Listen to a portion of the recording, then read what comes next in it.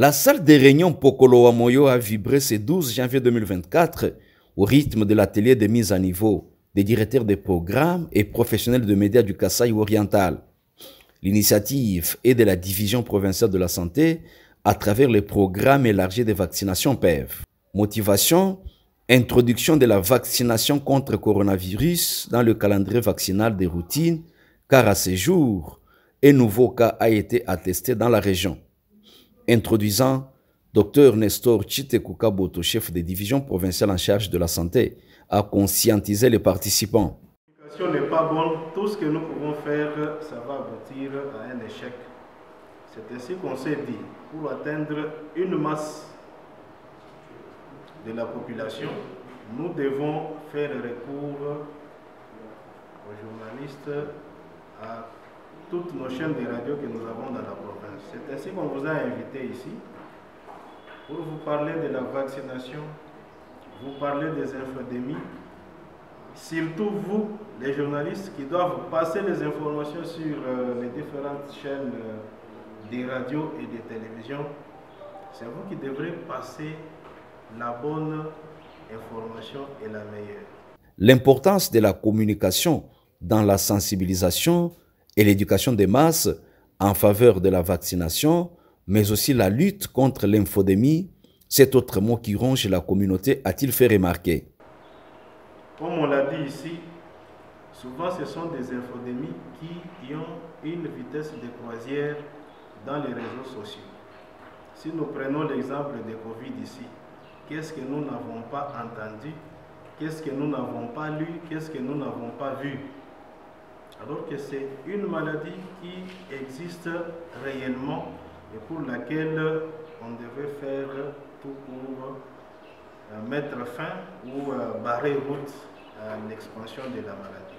Alors, déjà pour cette année, nous avons déjà un cas de Covid-19 confirmé. Donc c'est pour dire que la maladie n'a pas encore dit son dernier mot. C'est sur ces mots que nous déclarons ouvert cet atelier de formation sur la vaccination et les pratiques familiales essentielles. Nous disons et nous vous remercions.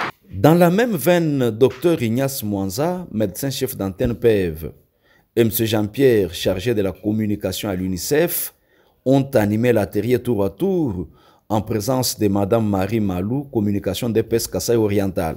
Les échanges avec les professionnels de médias ont tourné autour des 17 pratiques familiales essentielles, leur traduction en Chiluba, les informations sur la vaccination, objectifs, mission, contexte, cadre d'action, principes fondamentaux et stratégies. Le tout basé sur la vision de la vaccination à l'horizon 2030.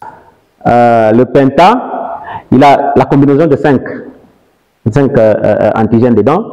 C'est qu'un enfant qui commence à la naissance, il prend le BCG, le VPO. Quand il revient au prochain rendez-vous, il prend le Penta 1 qui a encore 5 autres antigènes dedans, avec les autres VPO et les autres vaccins qui vont avec.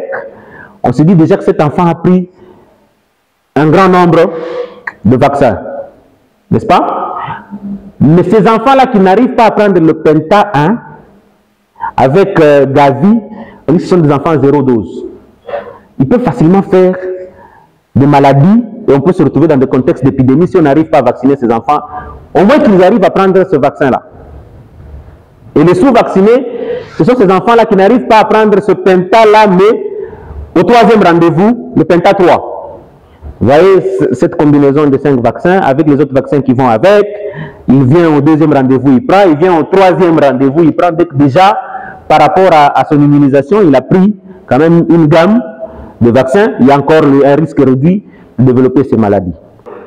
Avec les deux rames là, c'est 50 ans. 54. 11 fois 11, ça va faire 500 combien?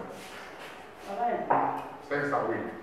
Tu as au moins deux rames, vous allez prendre, vous allez imprimer si vous voulez. C'est avec cette synergie que l'UNICEF et la DPS entendent contribuer au bien-être de l'enfant de tout âge et de toute femme enceinte. 2014, il y a un quartier.